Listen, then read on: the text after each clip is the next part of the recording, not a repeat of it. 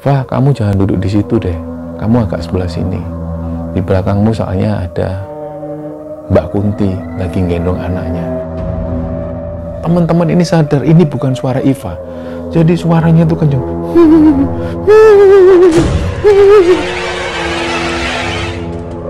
Bismillahirrahmanirrahim. Assalamualaikum warahmatullahi wabarakatuh. Sobat Gemara Sunyi dimanapun berada, pada kesempatan kali ini saya akan bercerita tentang sebuah cerita kiriman dari Sobat Gemara yang bernama Sinta. Sinta menceritakan tentang pendakian bersama teman-temannya ketika mendaki ke Gunung Lawu via Cemoro Kandang.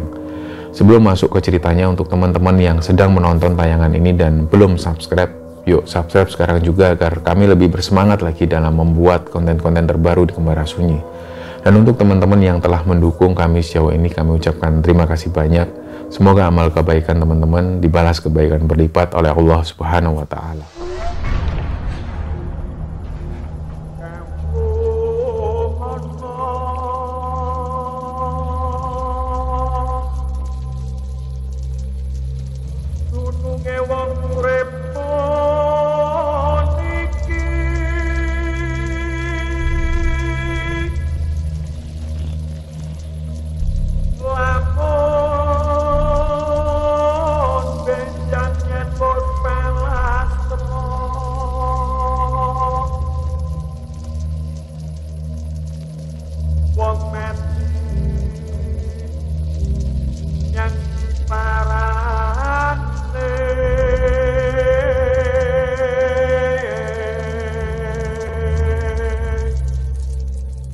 Ya, untuk cerita kali ini tak coba cerita tentang pendakian ke Gunung Lawu. Jadi untuk teman-teman yang mungkin baru subscribe di Gemara Sunyi dan belum nonton tayangan Gemara Sunyi yang pendakian ke Gunung Lawu, terutama waktu itu kami pernah mendaki ke Gunung Lawu, bisa nonton lebih dulu di episode Panenger.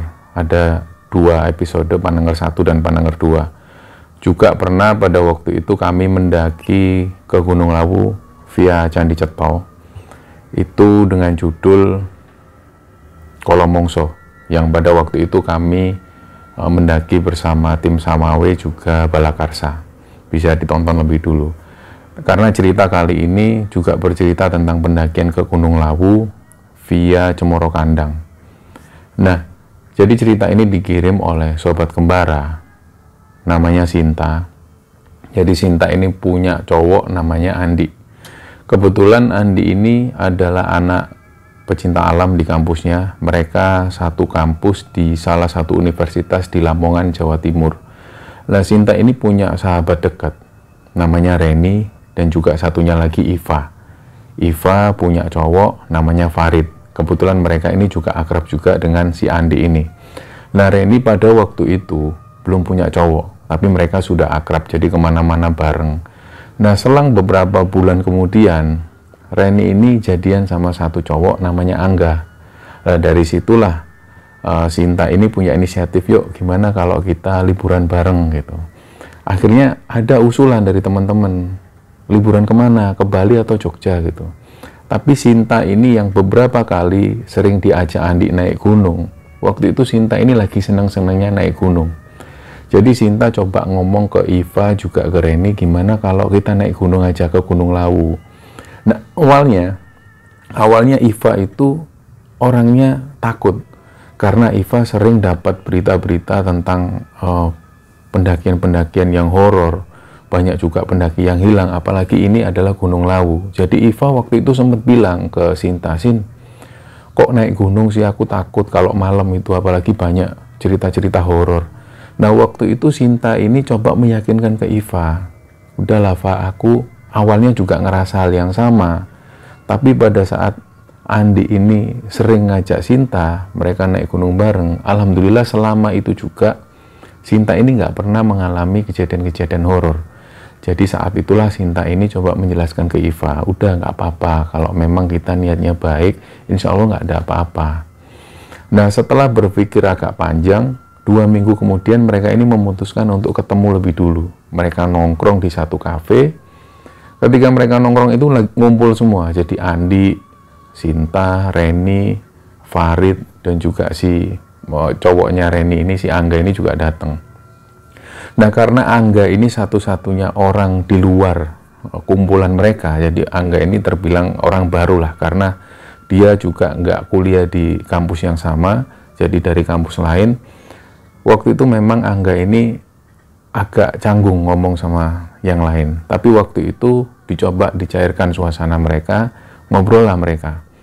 Jadi ada usulan dari Sinta itu untuk naik ke Gunung Lawu via Cemoro Kandang.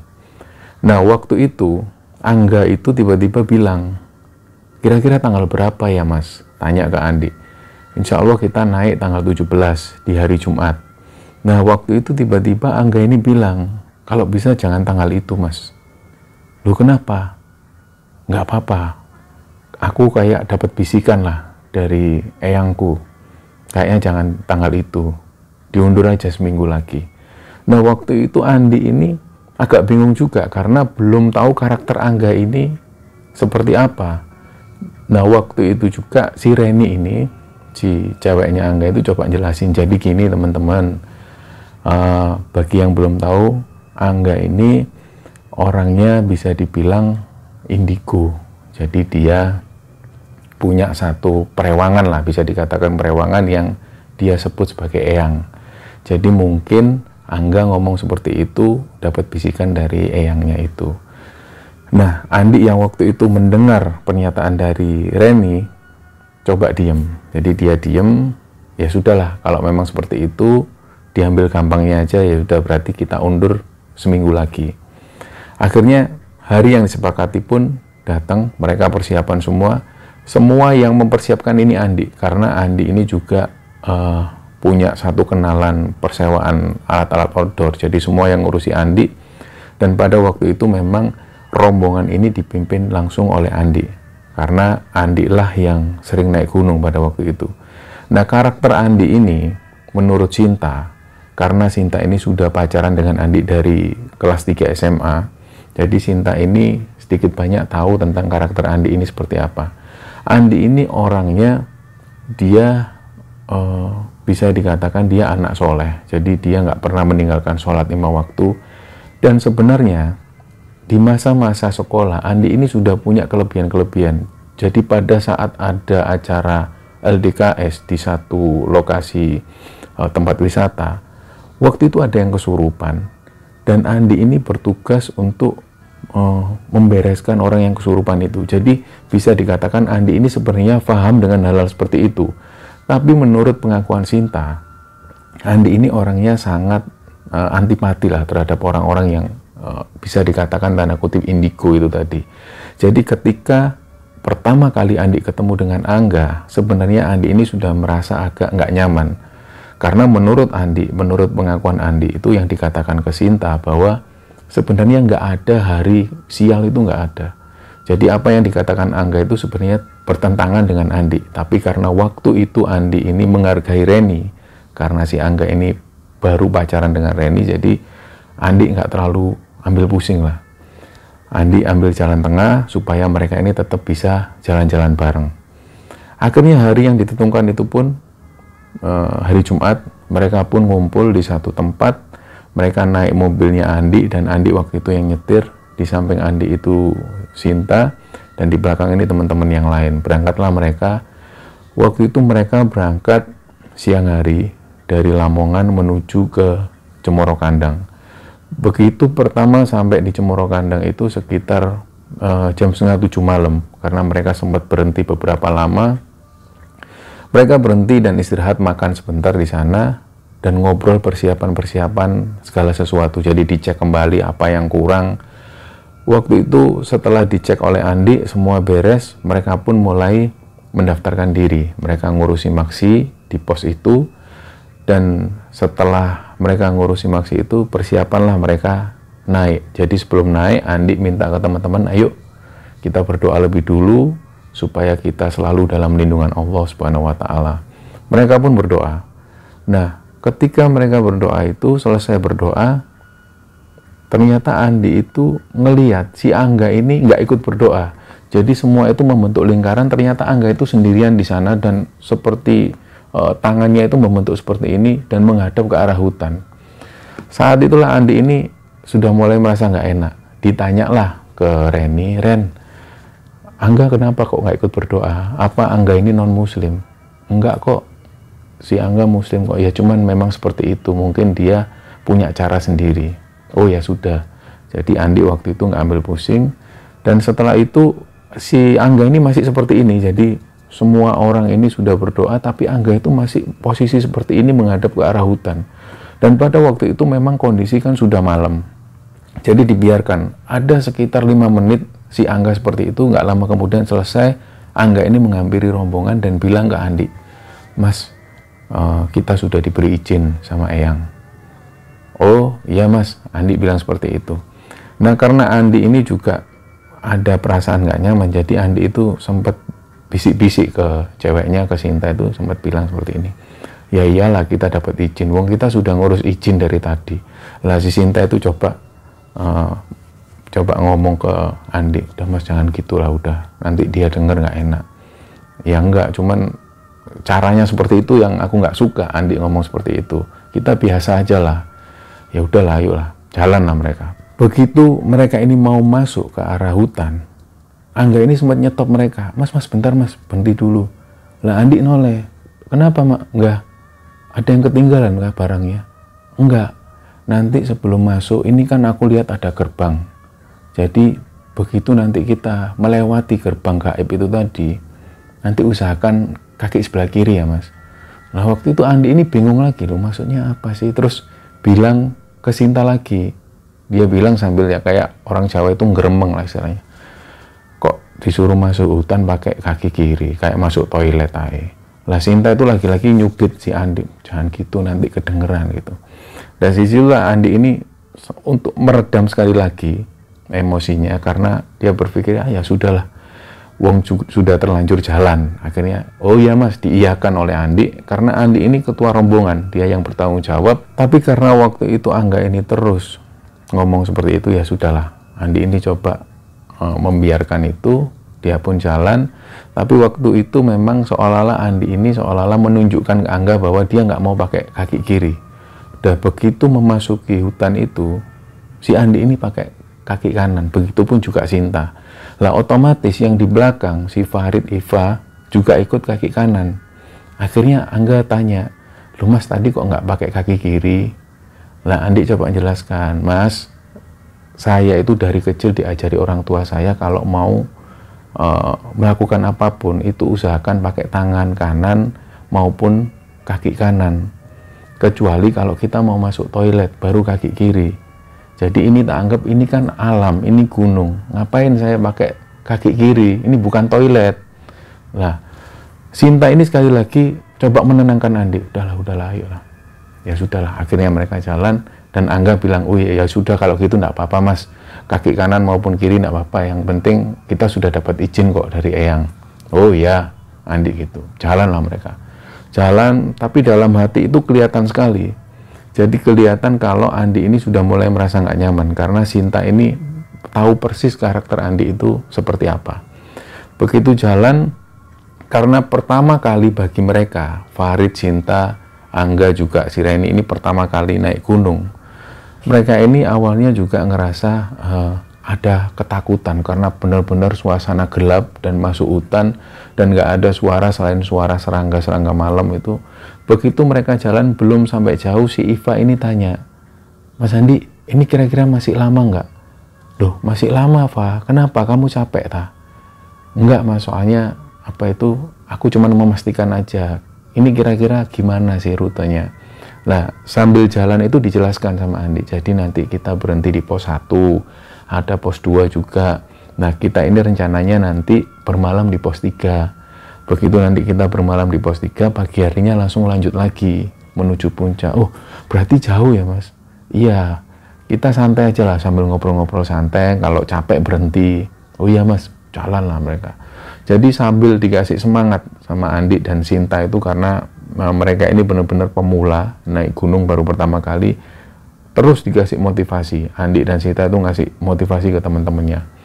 Jadi sambil jalan, Sinta ini mulai merasa ada yang nggak beres dengan si Iva, karena waktu itu Iva ini berulang kali Iva itu astagfirullahaladzim. Kenapa Fa? Nggak apa-apa, jalan. Jadi kayak seolah-olah Iva itu ngelihat sesuatu. Tapi Iva ini coba mengabaikan. Iva ini coba fokus pada perjalanan pendakian mereka supaya teman-temannya ini nggak merasa takut juga. Nah, waktu itu Farid ini memang karakter orangnya itu pendiam dan lebih seneng ngomong ke ceweknya. Jadi Farid ini ketika si Iva ini mengalami sesuatu yang aneh, Farid ini coba menenangkan atau mengalihkan perhatian Iva. Jadi begitu jalan, Iva itu langsung noleh ke sebelah kiri. Astagfirullahaladzim. Nggak apa-apa, yuk jalan lagi. Si Farid ini coba menenangkan seperti itu. Karena posisi Andi ini ada di depan sendiri dan di belakang sendiri ini si Angga.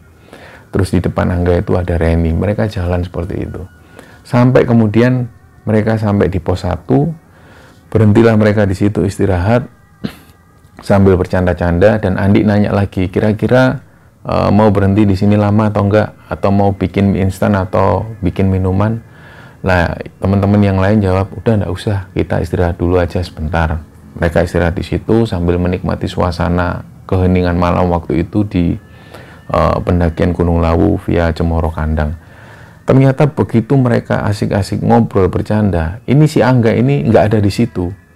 Lah, Andi tanya kan otomatis ke Reni, loh si Angga mana, Ren? Nggak tahu, tadi ada dia kayak ke belakang gitu. Oh, mungkin kencing, mungkin pikirannya seperti itu. Ternyata begitu Andi ini noleh ke arah kiri, Andi ini ngelihat Angga itu ada di posisi pinggir jalan di jalur pendakian itu, dan Angga itu lagi megang pohon. Jadi kayak ya seperti inilah posisi Angga itu, kayak megang pohon dan memejamkan mata. Nah, waktu itu Andi ngeliatin Angga terus.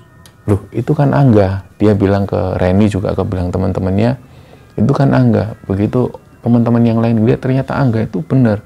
Dia itu memegang pohon dengan posisi mata yang terpejam. Nah, nggak lama kemudian Angga pun menghampiri rombongan mereka, dia ikut duduk. Andi nanya, habis dari mana Angga? Oh, enggak Mas, habis ketemu teman. Loh, teman siapa? Ya adalah teman penghuni sini. Oh ya sudah. Nah, pada saat selesai ngomong seperti itu, Angga ini tiba-tiba melihat ke arah Iva. Lah, Iva yang ngerasa diperhatikan, Iva itu takut. Enggak, ngapain sih kok ngeliatin kayak gitu? Enggak, Va, kamu jangan duduk di situ deh. Kamu agak sebelah sini. Di belakangmu soalnya ada Mbak Kunti lagi gendong anaknya. Lah, di situ mereka ini semua merinding, takut. Apalagi Iva ini langsung lari menuju ke dekatnya Andi. Lah, waktu itu Iva ini bilang, Mas jangan ngomong gitu, aku takut. Nah, Andi ini juga ngerasa, wah ini bener-bener ini orang kenapa harus ngomong sesuatu di gunung. Misalnya kalau memang ngelihat sesuatu harusnya disimpan lebih dulu, tapi Angga ini enggak. Dia langsung menyebutkan di situ ada kuntilanak yang lagi gendong anaknya. Lah, semua jadi takut akhirnya. Jadi setelah Angga ngomong seperti itu, mereka ini mulai punya pikiran yang aneh-aneh. Udahlah, yuk, ayo terus lanjut jalan aja yuk. Jangan duduk di sini. Mereka pun lanjut jalan akhirnya. Ya udah, jalan yuk. Mereka pun jalan. Lah, selama perjalanan itu Iva ini sudah merasa badannya ini sudah mulai merasa nggak enak. Dia merasakan rasa panas di bagian belakang. Terus dia bilang ke Farid, Yang, kok di belakangku ini panas ya? Loh, kenapa? Coba tak bawain tasmu. Dibawakanlah. Jadi Farid ini bawain tasnya si Iva. Begitu dibawa, si Iva ini masih ngerasa tubuh di bagian belakang ini ngerasa panas. Jadi kayak benar-benar panas, seperti ada hawa panas lah di belakang.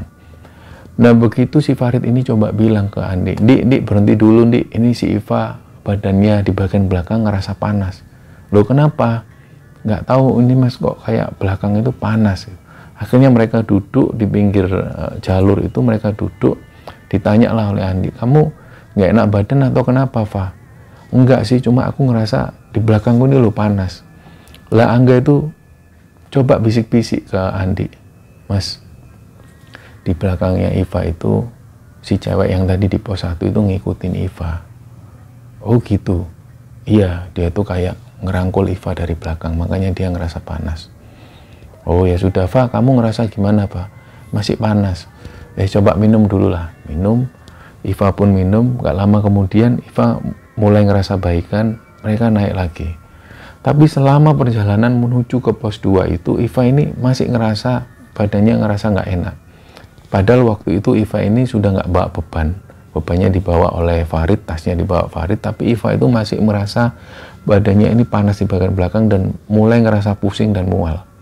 Nah, ketika sampai di pos 2, mereka duduk di situ, suasana pos 2 ini anginnya benar-benar kencang. Dan pada waktu itu shelter di pos 2 ini nggak memungkinkan untuk didirikan tenda karena benar-benar kondisinya banyak yang roboh, jadi nggak ada halangan-halangan yang menutupi shelter itu. Jadi mereka memutuskan untuk berhenti sejenak dan melanjutkan perjalanan ke pos 3. Tapi pada saat di pos 2 itu, Iva ini semakin ngerasa tubuhnya ini nggak karuan. Jadi posisi Iva itu cuma duduk dan ngadep ke bawah. Di situ Farid ini terus megang pundak Iva sambil mijet-mijet. Kenapa yang si Iva ini terus diam? Dan gak lama kemudian setelah itu, Iva itu tiba-tiba nangis. Iva ini nangis. Nah, otomatis cewek-cewek yang ada di situ, Sinta dan Reni ini takut. Fa, kamu kenapa, Fa? Nangis kenapa, Fa? Si Iva ini terus nangis. Dan nangisnya itu semakin kencang. Semakin suara Iva ini kencang, teman-teman ini sadar ini bukan suara Iva. Jadi suaranya itu kenceng. Disitulah semua teman-teman ini takut. Wah, ini bukan Iva. Nah, waktu itu Andi ini mulai ngerasa tegang. Dia ngeliat kondisi si Iva ini bener-bener, wah ini nggak beres ini bukan Iva. Terus nangis seperti itu.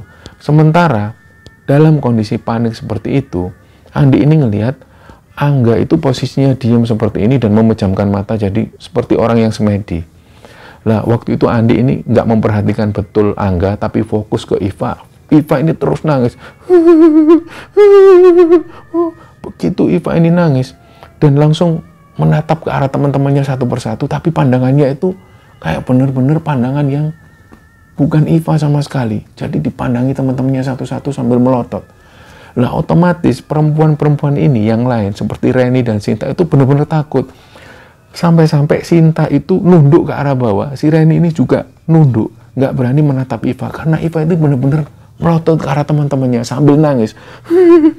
Dan begitu Iva ini ngelihat ke arah Angga yang pada waktu itu posisi seperti ini, Iva ini mendekati Angga dan benar-benar dekat ke depan wajah Angga. Begitu benar-benar dekat ke wajah Angga, Iva ini ketawa. Nah, pada saat itu sebenarnya Angga ini sudah takut. Karena Iva ini benar-benar posisinya persis di depan wajah Angga dan ketawa. Dan ketawanya itu benar-benar kayak ketawa menghina. Nah, waktu itulah Angga ini tetap diam dan Andi itu sudah merasa gak beres. Pada saat itulah Andi ini langsung membacakan sesuatu dan langsung mukul kepala Iva itu. Begitu dipukul, Iva ini langsung lemas. Nah, begitu lemas, Andi ngomong ke Sinta, Sin, ambilin minyak kayu putih. Coba tolong disadarkan Iva. Begitu diambilkan minyak kayu putih, coba disadarkan, Iva ini mulai sadar. Aduh, aku kok capek ya. Ini masih jauh nggak, Mas? Iya, Fa. Kita ke pos 3 ya. Nggak lama kok, deket. Jadi coba dimotivasi oleh si Andi. Tapi pada saat Iva ini sudah sadar, Andi ini masih ngelihat posisi Angga itu masih seperti ini. Nah, akhirnya Andi bilang ke Reni, Ren, tolong bangunin si Angga, tolong sadarkan si Angga. Begitu disadarkan, Angga ini bangun. Nah, waktu itu Angga bilang, aku tadi coba ngelawan, Mas. Udah, Andi coba nenangkan, udah nggak usah dilawan. Kita ini di sini tamu, udah nggak usah ngelawan, nggak usah ngapa-ngapain lah, udah. Makanya kan tadi aku bilang di awal, seharusnya kalau kamu ngelihat segala sesuatu yang aneh, nggak usah diomongkan. Nanti kalau kita sudah sampai di rumah, kita baru bisa omongkan. Yang pertama, nanti kasihan teman-teman yang lain yang takut, dia akan semakin takut. Yang kedua, kalau kamu ngomongin hal-hal seperti itu, teman-teman yang lain, artinya barang-barang yang lain yang ada di sini, ini akan ngikut ke kita. Lah, sekali lagi Angga bilang, nggak apa-apa, Mas, nanti kalau ada yang ikut, aku coba bereskan. Nah, di situ Andi ini sudah ngerasa mulai emosi. Karena pada saat Iva ini kerasukan, Angga ini nggak berbuat apapun. Tapi Andi yang melakukan sesuatu. Jadi Andi ini coba tetap diam, karena dia juga ketua rombongan di situ. Dia coba menenangkan situasi, dinetralkan kembali lah situasi supaya tenang kembali. Dipastikan ke Iva, gimana Fa, jalan lagi Fa? Iya, tapi aku lapar Mas, boleh makan dulu nggak? Oh iya, ayo dikeluarkanlah kompor di pos 2 itu. Jadi mereka masak sesuatu, masak mie, mereka sempat makan-makan sebentar. Tapi ternyata pada saat makan itu, si Iva ini dengar lagi ada suara cewek yang ketawa dari kejauhan. Nah, waktu itu Iva ini langsung naruh piringnya. Dia bilang, ada yang dengar nggak sih ada cewek ketawa? Lah, karena teman-teman yang lain ini nggak dengar, teman-teman yang lain ini coba menenangkan Iva. Udah Fa, nggak ada apa-apa, ayo habisin makannya, kita langsung jalan lagi, yuk. Habis itu cepet-cepetan lah mereka makan, dihabiskan semua, dibereskan, jalanan lagi mereka. Waktu itu sudah menunjukkan sekitar jam 11 malam, mereka melanjutkan perjalanan menuju ke pos 3. Nah, perjalanan menuju ke pos 3 ini, mereka ini sudah merasa ada yang nggak beres, karena sebelum-sebelumnya Iva itu sudah kerasukan, apalagi waktu itu juga Iva ngerasa ada cewek yang ketawa. Jadi Andi itu ngerasa kayak ada yang ngikut di belakang selain rombongan mereka. Jadi begitu Andi ini noleh ke arah belakang, kayak ngerasa ada yang ngikuti. Jadi benar-benar ada suara langkah kaki beberapa rombongan. Begitu mereka jalan lagi, Andi ini yang ada di depan dengar benar-benar kalau rombongan ini nggak 6 orang. Jadi kayak ada rombongan lain di belakang. Tapi begitu Andi pastikan noleh ke belakang dan mengarahkan senternya, nggak ada siapapun. Andi pun mempercepat langkahnya, sampai kemudian 1 jam berjalan mereka belum sampai di pos 3. Di situ Iva ini tanya sekali lagi, Mas Andi, masih lama nggak sampai ke pos 3? Aku udah ngantuk soalnya. Iya, sebentar lagi Iva. Tahan ya, jangan sampai ngantuk ya. Apalagi jangan sampai kamu benar-benar kalah sama ngantukmu. Coba dilawan. Sebentar lagi kita sampai, nanti kita istirahat di sana. Jalanlah mereka. Mereka jalan lagi, dan seringkali Andi itu melihat ke arah belakang. Ketika Andi memastikan bahwa nggak ada rombongan lain, ternyata Andi itu begitu ngelihat ke belakang itu, Angga ini selalu agak lepas dari rombongan. Jadi agak jauh dari rombongan. Sesekali Andi itu selalu memastikan, gabung lagi ke rombongan, jangan jauh-jauh. Oke Mas, siap. Gabung lagi ke rombongan. Begitu jalan nggak seberapa lama, 1 jam kemudian sampailah mereka di pos 3. Dan ternyata di pos 3 itu posisi nggak ada pendaki yang lain. Jadi benar-benar shelter itu kosong.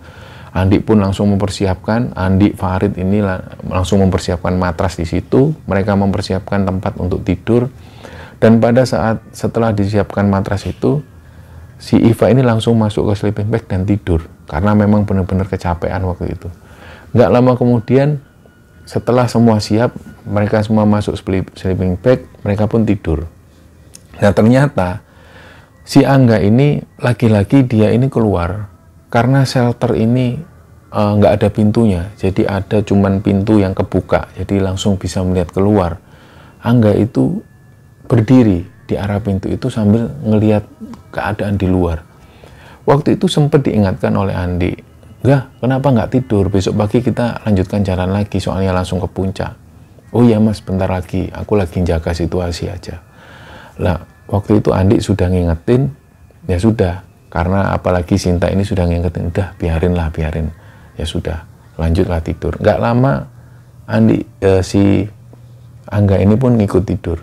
Angga ini pun masuk sleeping bag, dia tidur. Nah, sekitar 1 jam atau 2 jam kemudian, tiba-tiba Iva ini bangunin Sinta. Sin, bangun Sin. Sinta pun bangun. Kenapa, Fa? Kamu kenapa? Nggak bisa tidur ya? Iva bisik-bisik ke Sinta. Sin, kamu dengar nggak? Ada suara kayak musik-musik tarian-tarian. Lah, Sinta itu kaget. Karena selama mendaki gunung, Sinta itu nggak pernah mengalami hal-hal yang aneh. Tapi baru kali itu, Sinta ini mengalami hal-hal yang aneh. Pertama, si Iva kesurupan. Yang kedua, Iva bilang seperti itu. Akhirnya Sinta ini coba mendengarkan secara seksama. Bener apa enggak sih si Iva ini dengar sesuatu? Coba didengarkan oleh Sinta. Ternyata Sinta ini juga dengar. Memang ada suara seperti musik tari-tarian di luar. Padahal itu sudah jam 2:30 dini hari. Dicoba didengarkan, ternyata benar ada suara seperti orang yang lagi menari dengan musik-musik tarian. suaranya menjauh, benar-benar jauh. Dan waktu itulah Sinta ini langsung bangunin Andi. Mas bangun mas. Andi pun bangun, dia tanya kenapa? Ini aku sama Iva denger kayak suara musik-musik tarian. Lah begitu Andi ini diam, karena suasana malam itu benar-benar hening, bener denger samar-samar ada suara seperti tari-tarian. Dan kadang-kadang itu terdengar benar-benar kenceng suaranya, tiba-tiba menghilang. Tiba-tiba kenceng suaranya itu benar-benar kayak orang yang lagi ada pementasan tari di situ. Kayak ada yang sorak-sorak. Jadi laki-laki yang sorak-sorak dan ada suara ketawa perempuan di situ. Jadi benar-benar Andi itu juga ngerasa, wih, ya sudah, bisa jadi ini penghuni yang ada di sini. Mungkin ini penyambutan atas kedatangan kita. Kita coba pikir positif aja. Jadi yuk kita tidur lagi, istirahat, jangan lupa baca doa, karena besok pagi kita melanjutkan perjalanan. Dari situlah Iva ini mulai tenang, Sinta juga tenang, tidurlah mereka. Lah waktu itu pagi, subuh mereka bangun, mereka sholat subuh. Nah setelah sholat subuh itu mereka pun coba tanya, gimana kita mau sarapan dulu apa langsung sarapan di Mbok Yem. Nah karena mereka ini sudah lapar, akhirnya sarapan dulu aja lah, makan sesuatu. Akhirnya mereka pun sarapan lebih dulu, mie instan seadanya. Berangkatlah mereka melanjutkan perjalanan menuju ke puncak. Singkat cerita, sampailah mereka di puncak. Mereka sempat foto-foto di situ dan foto rame-rame. Mereka bercanda-canda, sekitar setengah jam ada di puncak. Mereka pun turun dan mereka memutuskan untuk makan pecel di warung Mbok Yem. Waktu itu sekitar jam setengah 11 siang. Mereka makan di Mbok Yem sambil bercanda-canda sampai kemudian jam 12 siang. Si Angga ini bilang ke Andi, Mas, aku tak jalan-jalan dulu ya sama Reni. Lah Andi bilang, loh mau jalan-jalan kemana? Tahu jalannya apa enggak? Andi sempat bilang seperti itu dan Angga coba menjelaskan, tahu kok mas, aku mau ke daerah sana lah pokoknya. Karena ada inilah, disuruh sama Eyang. Nah lagi-lagi Andi, oh ya sudah, sebentar, sebelum kalian berangkat nanti kira-kira berapa jam? Lah si Angga bilang, ya kira-kira 2 jam lah mas, aku mau ambil foto dulu sama si Reni. Oh ya sudah 2 jam ya, tak tunggu di sini, jangan sampai lebih, karena kita langsung turun nanti. Oke mas. Mereka pun nunggu di situ, si Angga dan Reni pun keluar. Lah sambil ngobrol-ngobrol dengan pendaki lain waktu itu, Andi ngobrol dengan pendaki lain juga, ngobrol dengan Mbok Yem yang ada di situ. 2 jam kemudian si Angga dan Reni ini belum juga balik.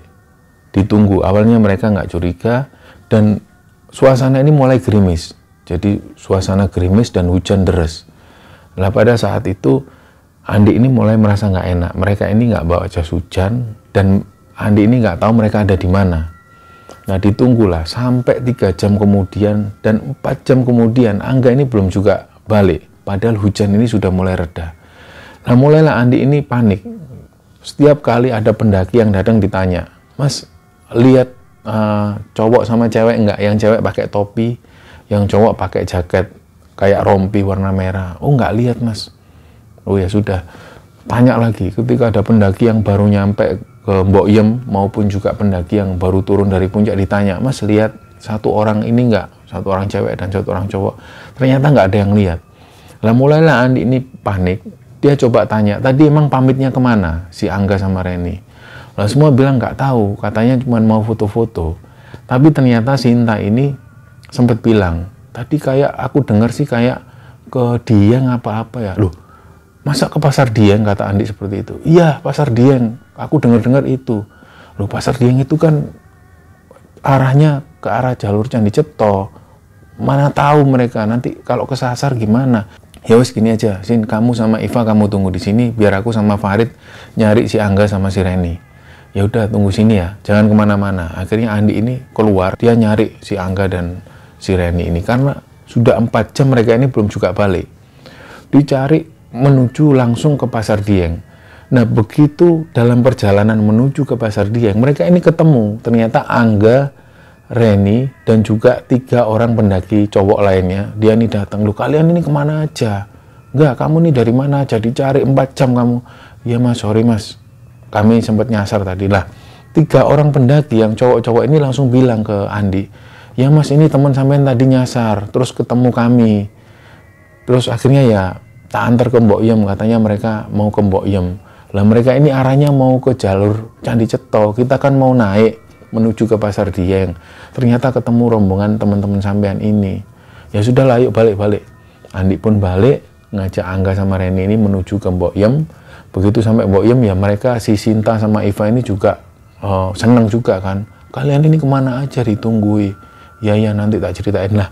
Waktu itu Cinta ini ngelihat Reni itu wajahnya benar-benar pucat dan nggak ngomong sama sekali, benar-benar pucat dan diem kayak orang yang kalau bahasa Jawa itu ketenggengan. Jadi kayak seolah-olah si Reni ini baru melihat sesuatu lah. Namun kenapa Ren? Nggak apa-apa kok, nggak apa-apa. Tapi kelihatan banget kalau Reni ini pucat wajahnya. Sementara Angga ini nggak mau klarifikasi tentang apa yang terjadi barusan. Jadi Andi sempat bilang juga ke Angga, udah nggak usah cerita sekarang. Cerita nanti aja kalau pas sudah turun. Akhirnya mereka pun pamit. Mereka bilang pamit ke Mbok Yem juga, Mbok pamit turun dulu. Ya hati-hati, turun lah mereka. Turun. Akhirnya sampai di pos 3 itu sekitar jam 9 malam. Mereka ngecamp lagi di pos 3. Mereka tidur lagi di shelter.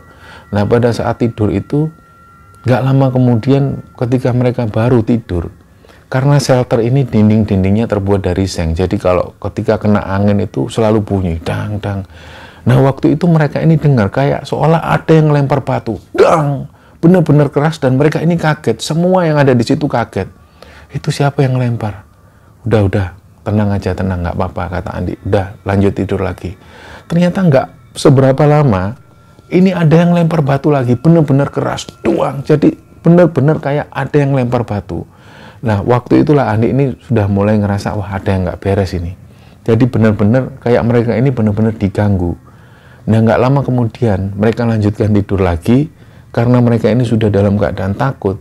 Jadi mereka nggak bisa tidur dengan nyaman. Ternyata selang 5 menit kemudian, ada lemparan batu lagi yang keras, doang. Disitulah mereka kaget, benar-benar sudah nggak bisa tidur. Mas, ini gimana mas? Udah tenang-tenang, ini gimana mas? Nah, waktu lemparan batu yang ketiga itulah mereka ini sudah benar-benar nggak bisa tidur, dan mereka cuma diem satu sama lain sambil berselimut sleeping bag. Mereka ini diem-dieman satu sama lain karena benar-benar rasa takut. Dan nggak lama kemudian saat mereka ini diem, tiba-tiba ada suara orang yang bersiul. Nah mereka ini semua dengar, mas itu siapa yang bersiul? Udah diem. Nah, jadi seolah-olah orang yang bersiul ini kayak keliling ke shelter mereka. Jadi tiba-tiba ada suara di depan, ada di belakang. Tapi kalau itu manusia, kalau itu orang, pasti dengar suara langkah kakinya. Tapi ini benar-benar nggak dengar, dan suara siulan ini terus seperti itu, kayak berkeliling ke shelter mereka. Sementara di luar ini posisinya benar-benar gelap dan hening, nggak ada satu suara apapun selain suara orang yang bersiul ini. Terus suara orang bersiul ini terus seperti itu sampai hampir setengah jam, dan mereka ini nggak bisa memastikan karena benar-benar takut untuk keluar. Jadi di situ posisinya semua itu benar-benar diam dan menunduk, dan nggak ada yang ngomong satupun. Jadi kalaupun ngomong mereka cuma bisik-bisik, Sin tolong ambilin minum. Jadi diambilin minum pelan-pelan. Sementara di luar ini masih dengar suara siulan-siulan itu. Nggak lama kemudian suara siulan itu pun menghilang. Nah setelah itu mereka ini dengar ada seperti suara kereta kencana. Nah Andi bilang ke teman-temannya, udah istighfar, baca doa semua, baca doa. Jadi seolah-olah suara kereta ini benar-benar melewati shelter mereka. Nah anehnya mereka ini semua dengar, dan nggak mungkin ada kereta kuda lewat di arah situ, karena benar-benar ini ada di pos 3 dan ketinggian sekitar 2000 ke atas. Jadi mereka ketika mendengar suara kereta itu, mereka ini benar-benar nggak bisa ngomong satu sama lain, benar-benar diem. Nah mungkin saking capeknya waktu itu, karena dalam keadaan takut dan capek, akhirnya mereka ini tertidur dengan keadaan yang takut dan capek. Akhirnya masing-masing pun tertidur, dan subuh hari si Farid ini bangunkan, ayo subuh, sholat subuh. Nah disitulah mereka bangun, mulailah sholat subuh mereka. Setelah sholat subuh mereka pun packing dan melanjutkan turun. Selama perjalanan turun itu nggak ada kejadian aneh-aneh atau nggak ada kejadian yang ganjil. Sesampainya di pos perizinan, mereka pun melaporkan kembali. Mereka melaporkan kembali dan mengambil KTP mereka. Mereka pun turun. Begitu turun, mereka ini makan di satu warung. Disitulah mereka ini semua cerita. Jadi kejadian pertama yang diceritakan Angga waktu itu, ketika Angga itu benar-benar di pos 1 itu benar-benar melihat ada kuntilanak. Jadi kuntilanak ini ada persis berada di belakang Iva sambil gendong bayi dan benar-benar memperhatikan Iva. Nah, waktu itulah si Angga ini langsung bilang seperti itu. Tapi yang disesalkan oleh Andi, harusnya kamu lain kali nggak usah bilang, nggak. Karena apa? Takut yang lain ini semakin takut, teman-teman yang lain. Yang kedua, membuat bangsa-bangsa mereka itu seolah-olah besar diri. Akhirnya mereka ngikutin kita. Yang terjadi apa? Di pos 2, Iva kesurupan. Nah, disitulah Angga ini minta maaf. Iya bener, aku minta maaf karena sebelumnya nggak pernah naik gunung. Nah, yang kedua, ceritalah si Angga dan Reni ini, begitu sampai di Mbok Yem itu, Angga ini ingin menuju ke Pasar Dieng karena ada bisikan dalam hatinya untuk pergi ke Pasar Dieng. Berangkatlah Angga dan Reni itu menuju ke Pasar Dieng. Nah, pengakuan Reni waktu itu, begitu masuk di areal Pasar Dieng, Reni ini benar-benar ngerasa ada sesuatu yang aneh. Karena sebelumnya suasana ini benar-benar cerah. Begitu masuk ke Pasar Dieng, tiba-tiba kabut ini tebal. Dan seolah-olah Reni ini benar-benar masuk ke dunia lain. Reni itu benar-benar seolah kok rame, padahal ini sepi. Kayak ada yang memperhatikan. Begitu Reni ini noleh ke kanan kiri, ini nggak ada yang memperhatikan. Tapi sekali lagi Reni itu ngerasa kayak ada yang memperhatikan. Waktu itulah Reni ini sempat bilang ke Angga, "Enggak, aku kok ngerasa ada yang diperhatikan ya. Ada yang memperhatikan kita semua." Lah Angga bilang, "Iya memang di sini rame." Angga bilang seperti itu. "Rame gimana maksudnya?" "Ya ini sebenarnya suasananya rame." Nah, nggak lama kemudian Angga itu seperti seolah meditasi di situ, dan Angga itu megang satu batu.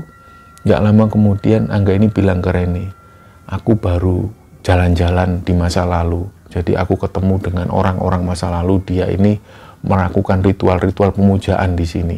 Jadi kejadiannya sekitar ya ratusan tahun yang lalu lah."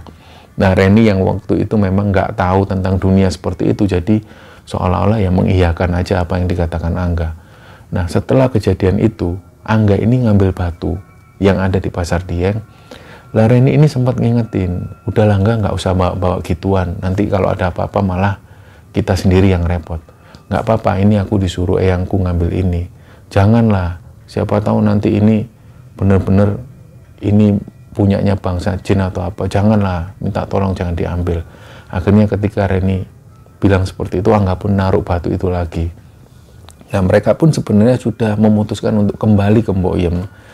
Tapi ketika mereka kembali ini, benar-benar kabut ini tebal. Dan waktu itu, Reni ini bilang sampai-sampai jarak sekitar 2 meter Reni ini sudah nggak bisa lihat. Dan saking takutnya Reni itu sampai nangis di situ. Karena benar-benar gelap dan kabut ini tebal. Sampai-sampai Reni ini nggak bisa jalan dan mereka berdua ini memutuskan diam di Pasar Dieng itu. Karena benar-benar nggak kelihatan jalan. Nah, pada saat diam itulah, semakin Reni ini dengar banyak sekali orang-orang yang jalan.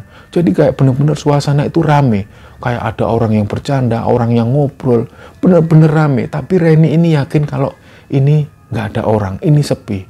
Dan benar-benar Reni itu ngelihat benar-benar kabut ini gelap dan tebel banget. Nggak bisa ngelihat, jarak pandangnya benar-benar terbatas banget. Dan waktu itu Reni itu ngelihat Angga itu benar-benar diam. Seolah-olah Angga ini benar-benar takut waktu itu. Kejadian itu sekitar setengah jam berlalu. Mereka itu diam di situ, nggak bisa ngapa-ngapain, nggak bisa jalan, cuman diam di situ. Nggak lama kemudian ketika kabut ini mulai menipis, mereka pun mulai jalan, nyari jalan lagi. Ternyata begitu jalan mereka ini kayak muter-muter di area Pasar Dieng, nggak ketemu jalan. Padahal mereka itu sebelumnya bisa kelihatan jalur pendakian, tapi waktu itu kayak seolah-olah muter di situ terus. Sampai kemudian Reni ini duduk lagi diem. Dan dia ini berdoa. Dia berdoa dalam hatinya, dia minta maaf. Dia panjatkan kepada Allah, "Ya Allah, aku minta maaf, kami minta maaf kalau ada salah. Mohon berkenan dimaafkan, mungkin ada perilaku kami yang tidak berkenan dengan penghuni yang ada di sini. Kami minta maaf, tolong ditunjukkan jalannya. Akhirnya mereka jalan lagi, belum juga nemukan jalan. Balik lagi ke jalan yang sama, nemu jalan yang sama karena Reni itu melihat ini kan jalan yang tadi, muter lagi. Muter, dicari lagi jalan, nggak ketemu lagi. Sampai kemudian Reni dan Angga ini jalan, ada satu pohon yang nggak terlalu besar seperti semak-semak.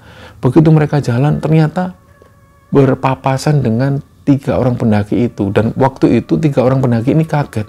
Astagfirullahaladzim, Mbak, kaget aku, Mbak. Loh Mas, mau kemana Mas? Mau ke Mbok Yem. Oh ya Mas, aku mau bareng Mas. Reni bilang seperti itu. Oh iya ya, ayo. Ternyata disitulah dalam perjalanan itu Reni cerita kalau mereka ini sempat tersesat di situ, muter-muter beberapa jam di sana. Nah, begitu jalan ketemulah dengan si Andi dan juga Farid waktu itu.